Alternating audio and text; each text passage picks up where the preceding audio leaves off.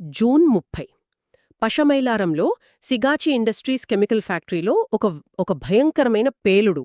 ఆ రోజు ఆ ఫ్యాక్టరీలో 143 మంది కార్మికులున్నారు. ఊహించండి, వాళ్లలో 36 మంది ఆ మంటల్లో కాలిపోయి ప్రాణాలు వదిలారు. ఇంక దారుణమేంటంటే మరో 17 మంది ఆచూకీ, అది ఇప్పటికీ తెలియలేదు. ఇది ఇది కేవలం ఒక యాక్సిడెంట్ అని చాలామంది అనుకోవట్లేదు. గట్టిగా నమ్ముతున్నారు ఇది కాదని. ఎందుకంటే ఆ ఫ్యాక్టరీకి అసలు చెల్లుబాటు అయ్యే ఫైర్ సేఫ్టీ లైసెన్స్ కూడా లేదు. ఆ లైసెన్స్ లేకుండానే నడుస్తోందది. యంత్రాలేమో పాతవి, సరైన వార్నింగ్ సిస్టమ్స్, అలారాలు లాంటివి లేవు. అయినా సరే ప్రొడక్షన్ మాత్రం ఆగలేదు, పని నడుస్తూనే ఉంది.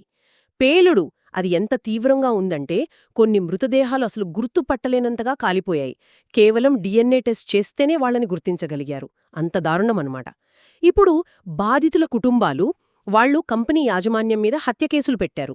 పోలీసులు కూడా సెక్షన్లు 105, 110, 117 కింద కేసు నమోదు చేశారు. అంటే నిర్లక్ష్యం వల్ల మరణం సంభవిస్తే పెట్టే సెక్షన్లివి. అయినా కూడా అధికారులుగాని నాయకులుగాని వాళ్ల స్పందన చాలా చాలా ఆలస్యంగా వచ్చింది. ఇప్పుడు ప్రశ్న ఇదే: ఇది కేవలం ఒక విషాదకరమైన ప్రమాదమా, ఒక ట్రాజిక్ యాక్సిడెంటా, లేకపోతే దీని వెనక ఏదైనా కప్పిపూచిన నిజం దాగి ఉందా? ఏమైనా ఉన్నాయా బయటకు రాని విషయాలు? జూన్ 30 పషమైలారంలో సిగాచి ఇండస్ట్రీస్ కెమికల్ ఫ్యాక్టరీలో ఒక భయంకరమైన పేలుడు. ఆ రోజు ఆ ఫ్యాక్టరీలో 143 మంది కార్మికులున్నారు.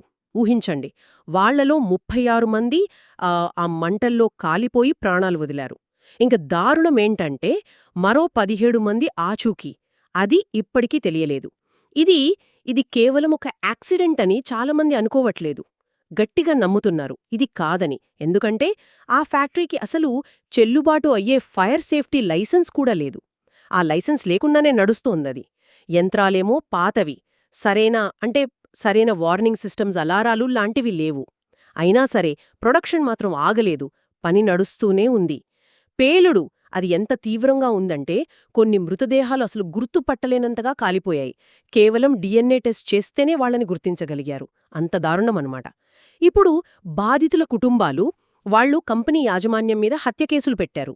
పోలీసులు కూడా సెక్షన్లు 105, 110, 117 కింద కేసు నమోదు చేశారు. అంటే నిర్లక్ష్యం వల్ల మరణం సంభవిస్తే పెట్టే సెక్షన్లివి. అయినా కూడా అధికారులుగాని నాయకులుగాని వాళ్ల స్పందన చాలా చాలా ఆలస్యంగా వచ్చింది. ఇప్పుడు ప్రశ్న ఇదే: ఇది